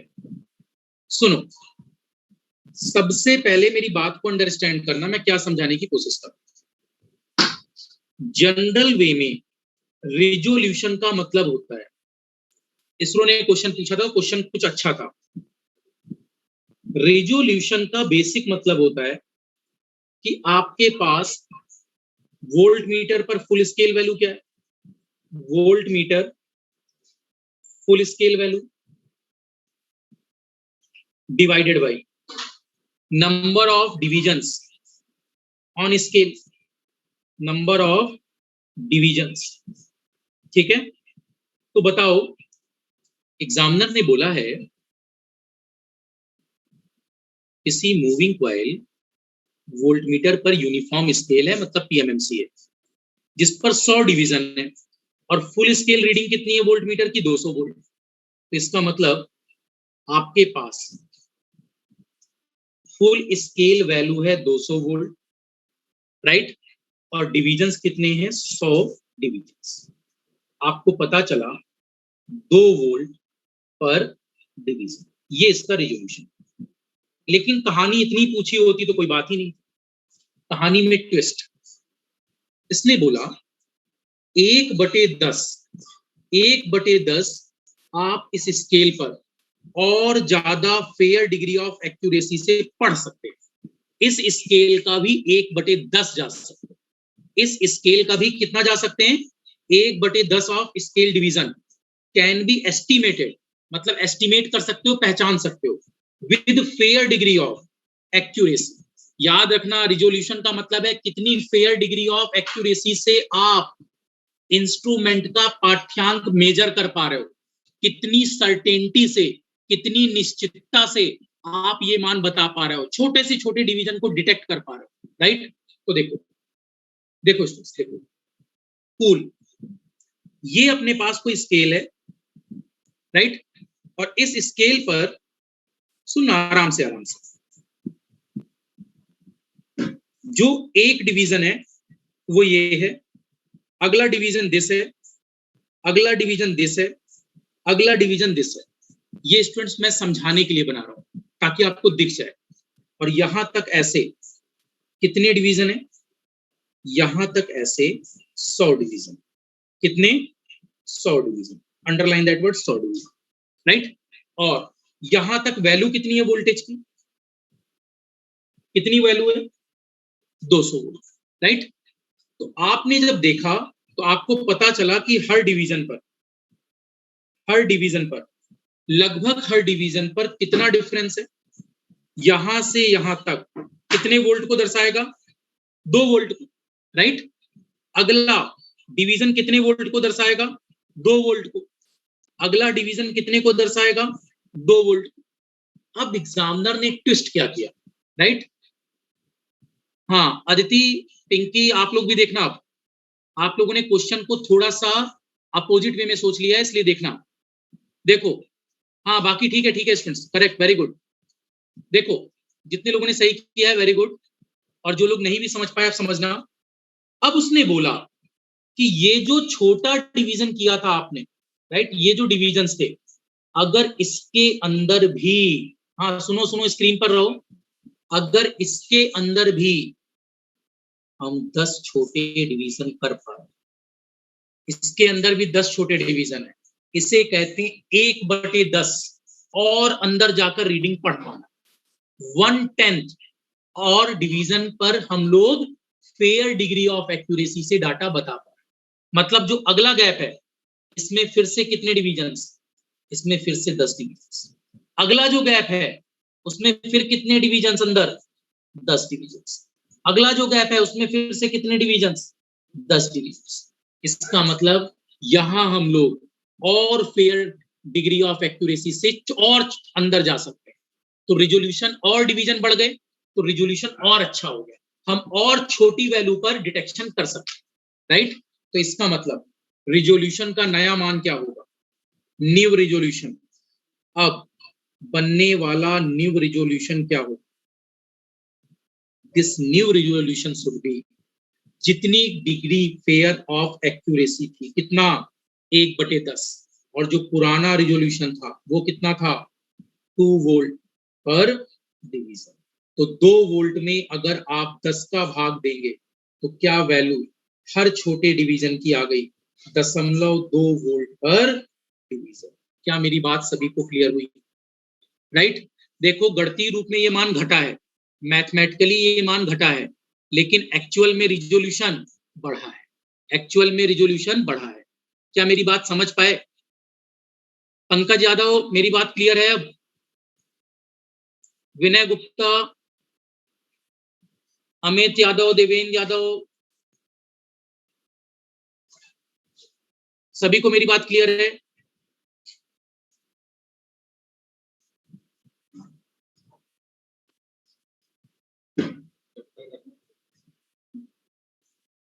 अब मेरी बात समझ पा रहे हो रिजोल्यूशन का अब बेसिकली क्या मतलब है, राइट। इससे पहले जो आप समझ रहे थे अब क्लियरिटी आ रही है। और जितने छोटे मतलब नंबर ऑफ डिविजन्स बढ़ाते जाओगे उतना और क्लियरिटी आएगी। कमलेश, अब मेरा पॉइंट क्लियर है? 1/10 of fair of degree of accuracy, अगर ये 1/20 हो जाता तो लग रहा है कि 1/20 और छोटा हो गया, वो और अच्छा हो गया। 1/20 अगर फेयर डिग्री ऑफ एक्यूरेसी होता तो इसका आंसर और अच्छा हो जाता। क्या बात समझ पा रहे हैं सभी? राइट। राजरानी क्लियर है यहां तक? अच्छा नहीं है, ओके फाइन। देखो, मैंने ऐसा बोला, यहां पर आपके पास जो स्केल थी, देखो पूरी स्केल बनाई नहीं जा सकती यहां, ये मान लीजिए कोई स्केल थी, ठीक है। इस स्केल पर